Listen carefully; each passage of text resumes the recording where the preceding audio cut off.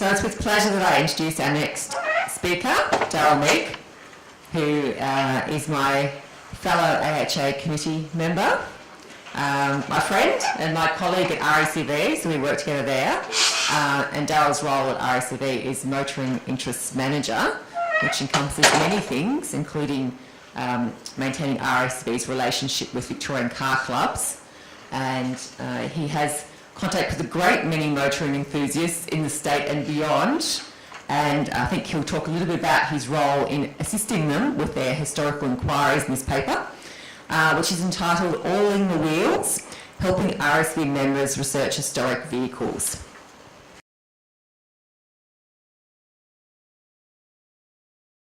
Thank you.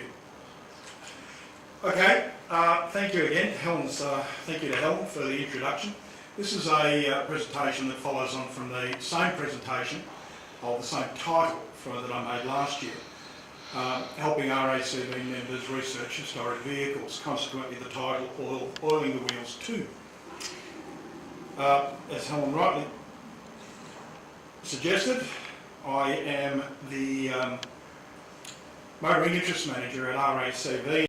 My role is fundamentally to support the historic vehicle movement throughout Victoria. That movement in Victoria is estimated to be at a minimum of 130,000 enthusiasts, representing in excess of 210,000 historic or enthusiast motor vehicles in the state of Victoria. RACV has 2.1 million members. I'm the point of contact for the RACV members when it comes to historic vehicles.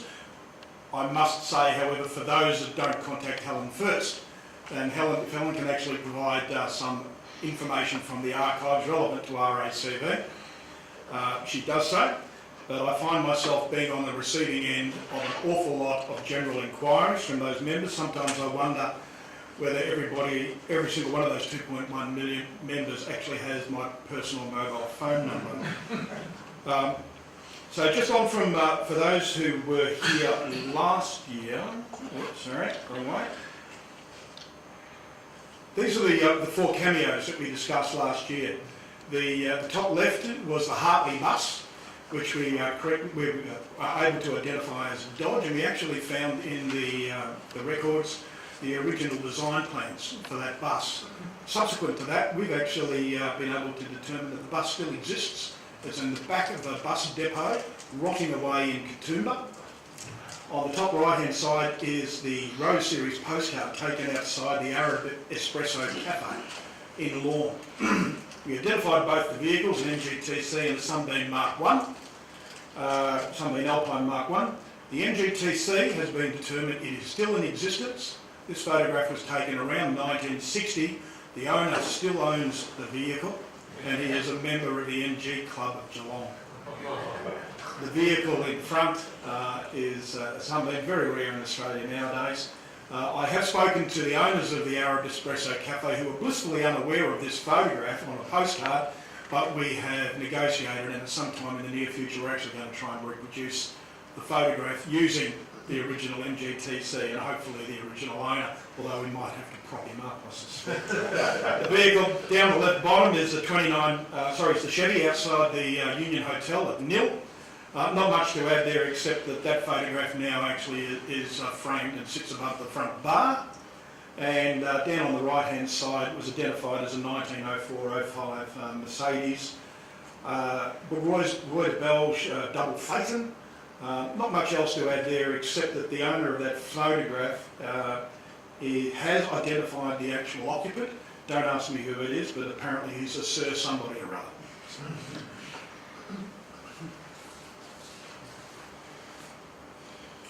Okay, the first of the cameos for this year is this photograph.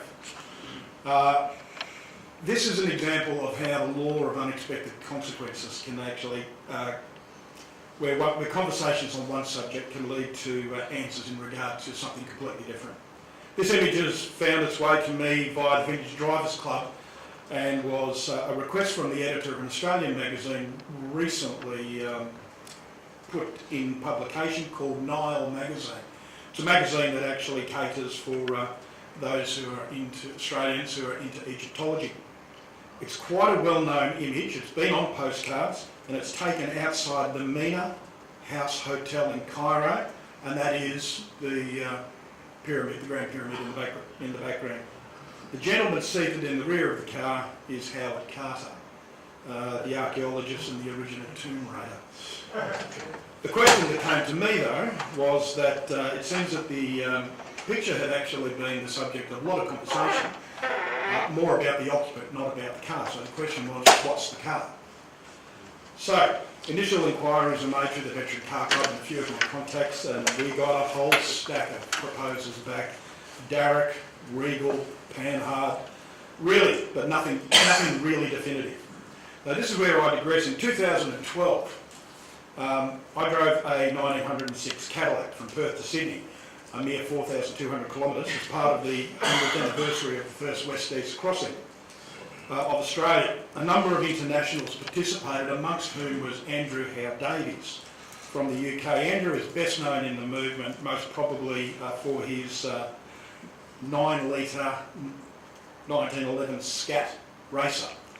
It's quite a well-known vehicle, and Andrew is an avid enthusiast. He owns vehicles here in Australia and comes out regularly to attend. Last year, about this time last year, I met Andrew again at the National Veteran Rally in Tasmania.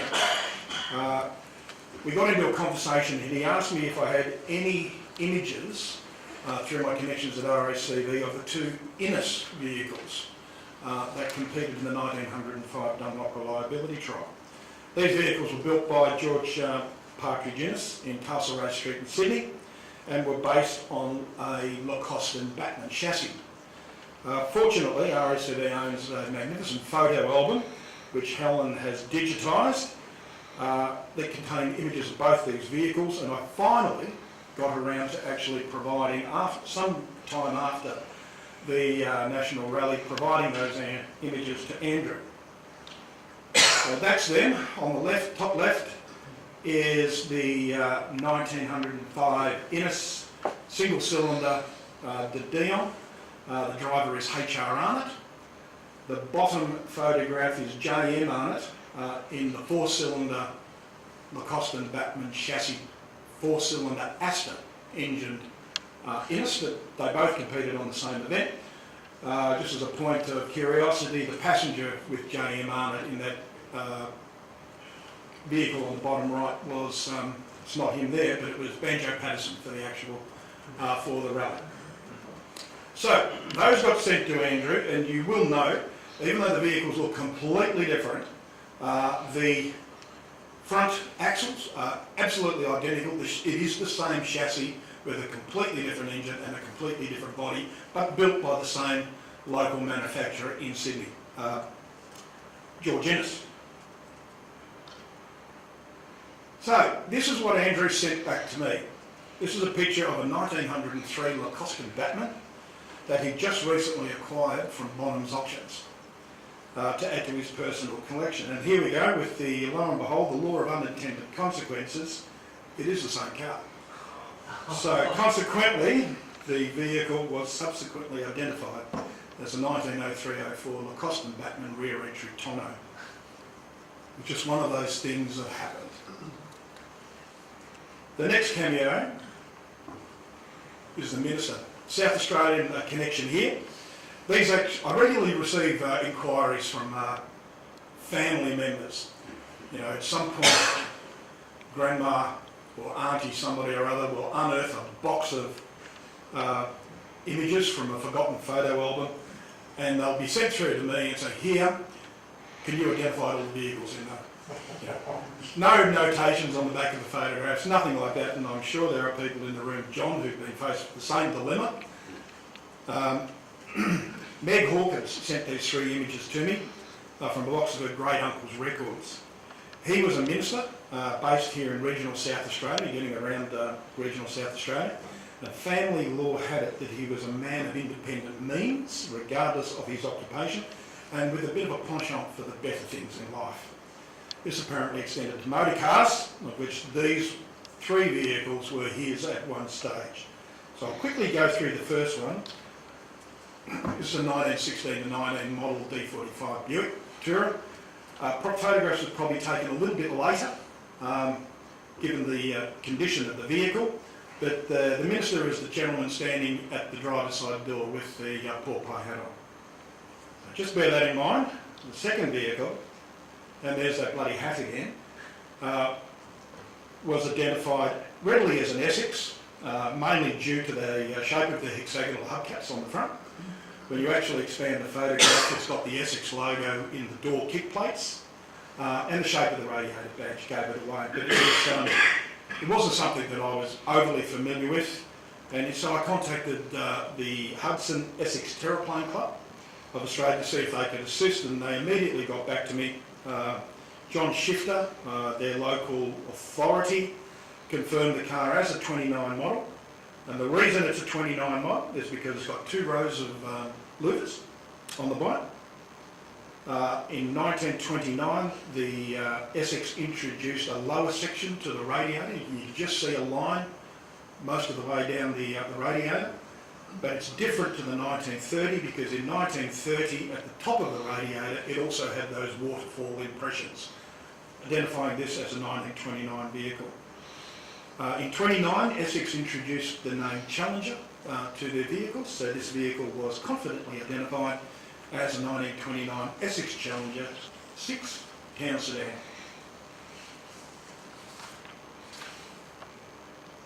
The third vehicle is one of my favourites. This is a magnificent image. It looks like it's been staged specifically. I mean, I would think that some of the advertising material would have loved to have even got this photograph in their advertising stuff. Many vehicles of the mid-30s, especially American ones, reflected a lot of Art Deco influence in their design, some more so than others, and Hupmobile was one of those makers. This car readily identified as a Hupmobile, but again I had to rely on the clubs to establish the model details. In this instance, it was a matter of contacting the Hupmobile Register of Australia, who confirmed it as the 1935 Model D sedan. The giveaways, apparently, are the single-piece windscreen introduced in 35, the single-piece front bumper with the 2 black lines that's stretching from side to side. The scoop on the bonnet makes it a later Model D, as the 1934 model didn't have that scoop. And the mesh grille is very specifically a 1935 model, as the 1934 had primarily parallel vertical bars. So having identified the vehicle, the other thing that quickly came to the fore was the South Australian registration number of 1023, dating originally from around 1910.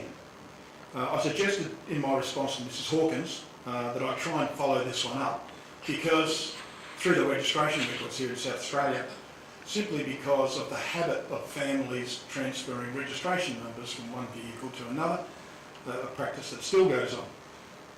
Fortunately, South Australian registration records were assembled over many years by a stalwart of the Sporting Car Club of South Australia, George Brooks.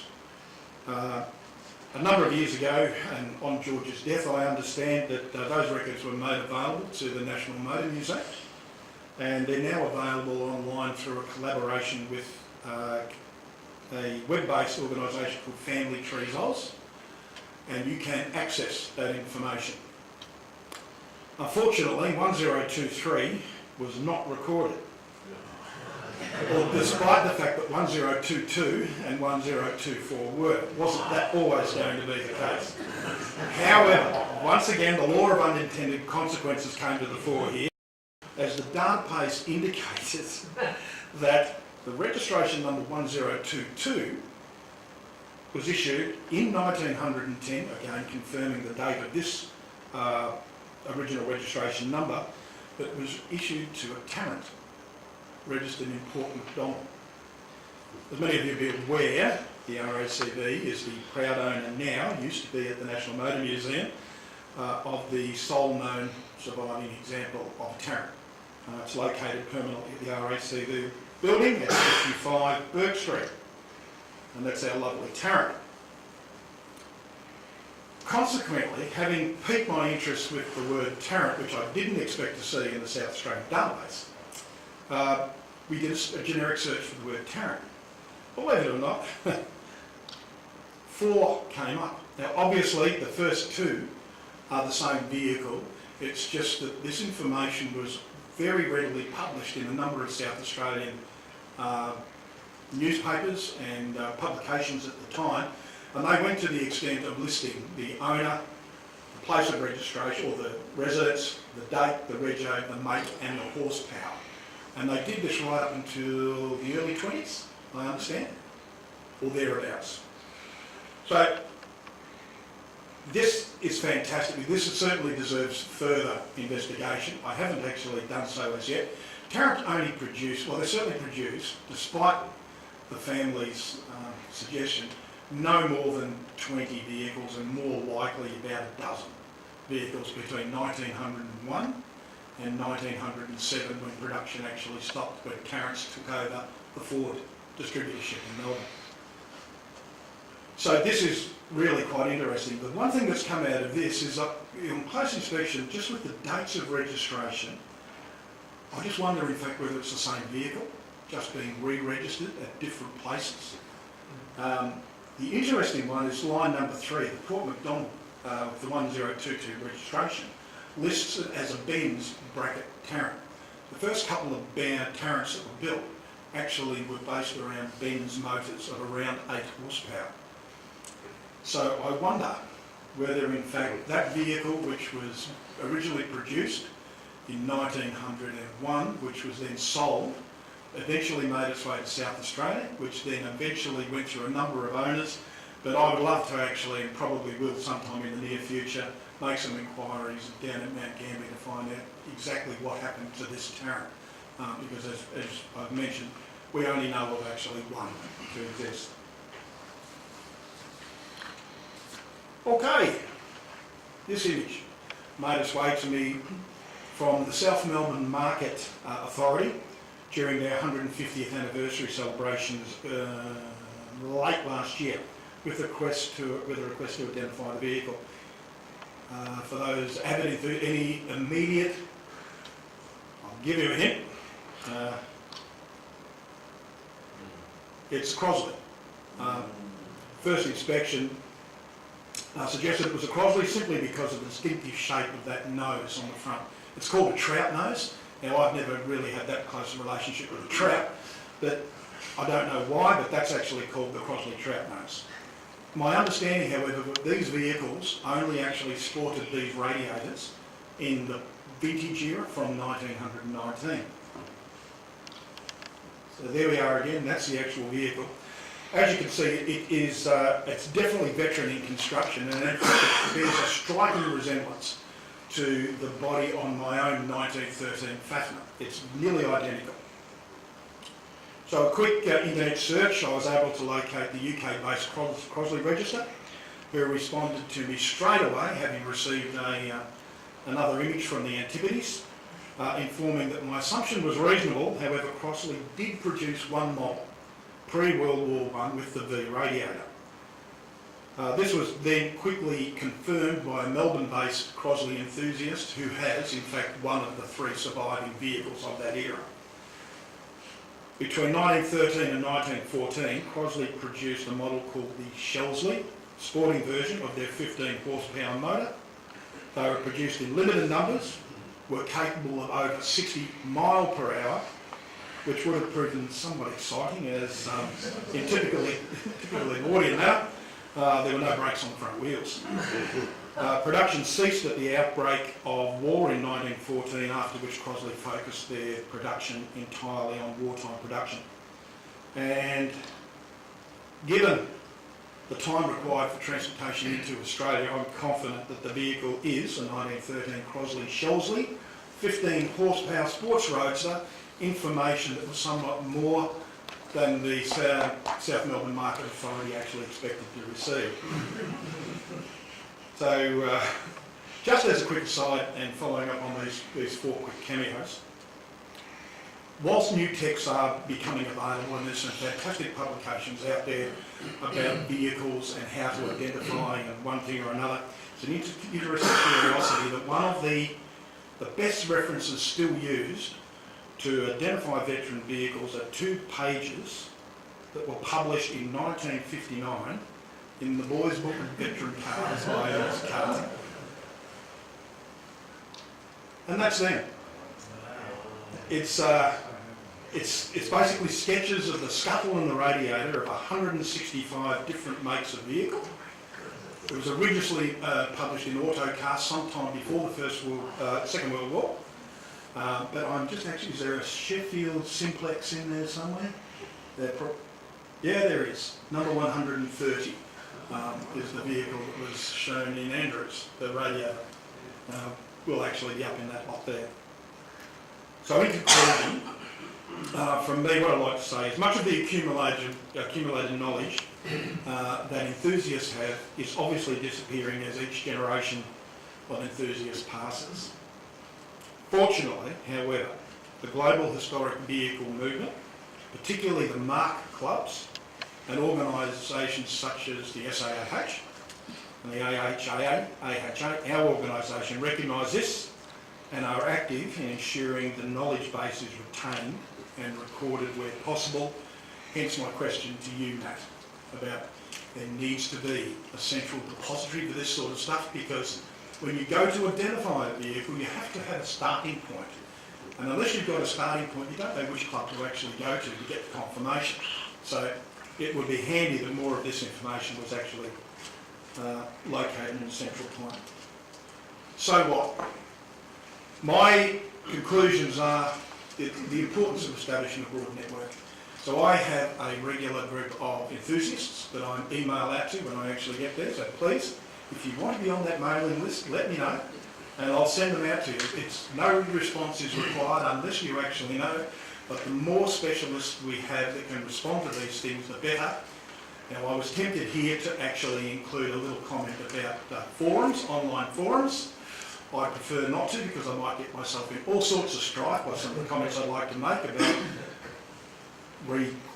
re-quoting, endless amounts of bloody Wikipedia. But anyway, the car clubs can be your friends.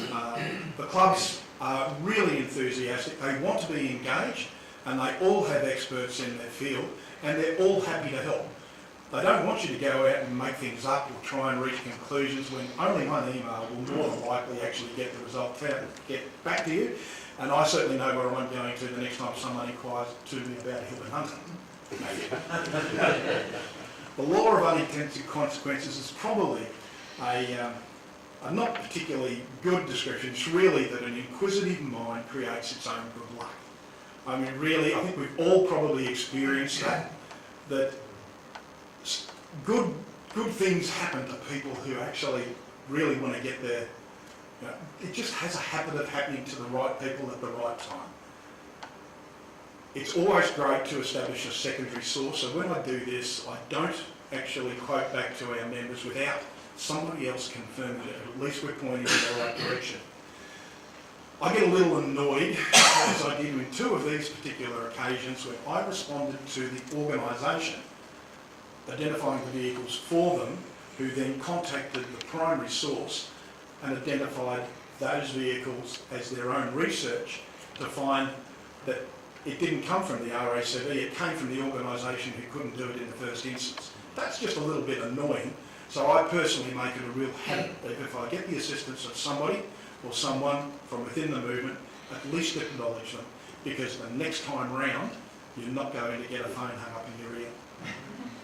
And it's the reference that makes a good story an even better fact. If you can show where it's come from in some form of justification, it just has so much more kudos attached to it. So I'd like to finish off by saying exactly the same thing that I did at the end of this presentation last year, and that is that whilst he says, as it comes up, knowledge may very well be power, but the passing on of knowledge is much more powerful. Thank you very much.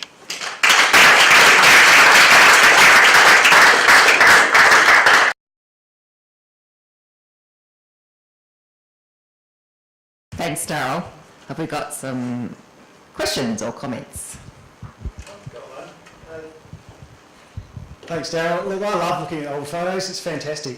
It's, I've got a photograph, just a personal reminisce, very short one. I've got a photograph of my father-in-law on Torrens Parade Ground in their 1927 Singer Junior as a very little child.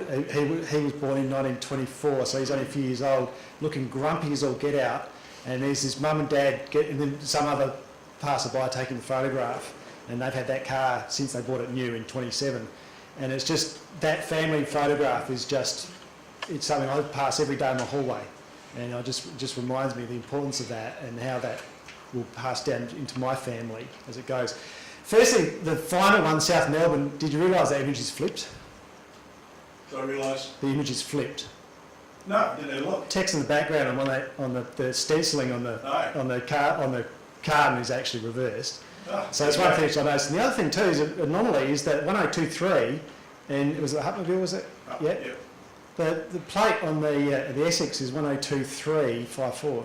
Yeah. Well, So if you look at the 3, it's actually a bit wonky as well on the Hut.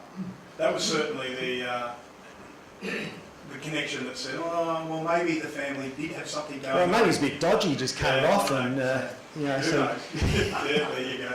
It's, look, certainly your comment about the your family photograph is one of the enthusiasts that I regularly correspond with is 25 years old, and he's inherited his dad's photo collection of 25,000 images.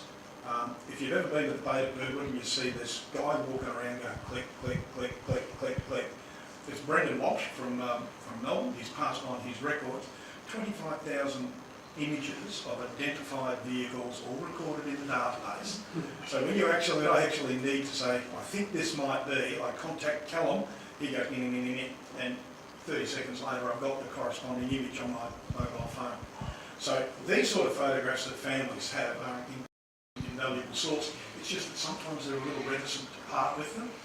So certainly through my work as archivist as well for the Veteran Car Club, we're encouraging members to nowadays, trust me, give me the photograph, we will do a super high res digital scan and we'll have the photograph back to you by the end of the week. So everybody wins, especially if you know what the vehicle is, it forms a reference for the future. Thank you. Oh. Luke? One of the things I'd like to comment that SAH has done, for the members only section, we have 4,000 images that authors can use without getting any permission from the photographer. Now, I'm the primary photographer, but the intention is that you've got to disclose that the photograph came from Society of Automotive Historians. And I have a lot of difficulty at times identifying photographs as well and then dating them, but I just mention that to people who are doing that, and a lot of the photographs I've taken here will be on that site, so we'll have more than 4,000 by the time we're finished. But, well, thanks, Lou. That's a great opportunity, and Simon, perhaps if we could actually get some more bandwidth on our, we could do a similar sort of thing. I do know that one of the issues that I have with my work for the RACV is I get a lot of contact from Royal Auto, the magazine, looking for photographs of particular vehicles. And we spend half the time running around trying to find who owns the copyright or whether they're common or not. So I have set up with internal access for Royal Auto a big proportion of my own personal photographs, exactly like you said, identifying and telling Royal Auto, just go for your life. If there's something in there you want to use, just acknowledge me as the photographer. yeah, well, this I'm doing primarily for authors, because I mean, I could write a book about the grief that I had with GM trying to get permission to use their photographs. Yeah. It really is an incredibly onerous process. Yeah. And that's the reason that I started this on the SAH website. Now it is, you know, only in the members only section, and the only requirement is that you be a member to use it. Yeah. But you can be a digital member for $20, so Yeah. it's not as if the cost is onerous. Daryl, I'd just like to thank you publicly for the incredible help you've given us on the earliest registrations of Holden cars that came from your records and it has been extremely interesting. Thank you very much, Tom. Appreciate that. One final question.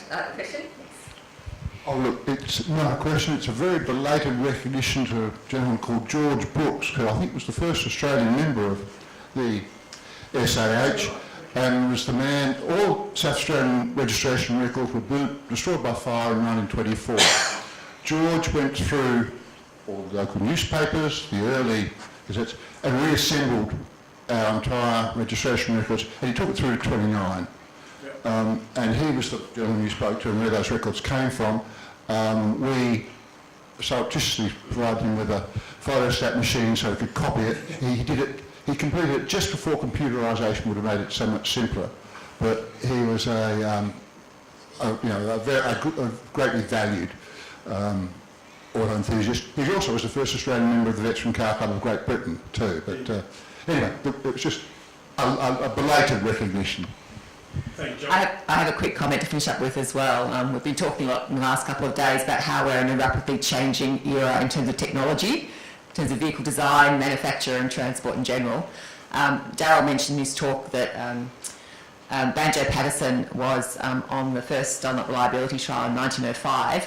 He was there as a correspondent for the Sydney Morning Herald, and it's quite interesting if you go and look at what he wrote, the extensive articles he wrote on the trip back then in Trove, how he wasn't really a car enthusiast, and it comes through quite dramatically that he really preferred the era of the horse in terms of transport, and he was a slow convert to the motor car, so it's quite apt in terms of connections. Look, if I make my final comment, and that's about the potential, Harriet is going to mention a little later on, about the fact that we're looking at focusing a little bit, perhaps a journal for next year with a focus on women in motoring.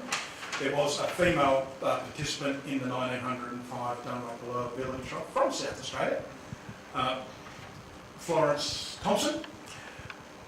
Last year, at my instigation, we actually established an event in Victoria called it was the Florence Thompson Tour, and we decided to make it available to women in historic vehicles. So nobody else could enter. You had to be a female driver in a vehicle more than 25 years old. We ended up getting 113, I think, applicants. That was people. We had 53 motor vehicles from 1916 through to 25 years old, and the event was an absolute outstanding success. It was just fantastic. We're going to do it next year, but I know we refer to this movement sometimes as a fraternity. It's not necessarily just us blokes. Thank you.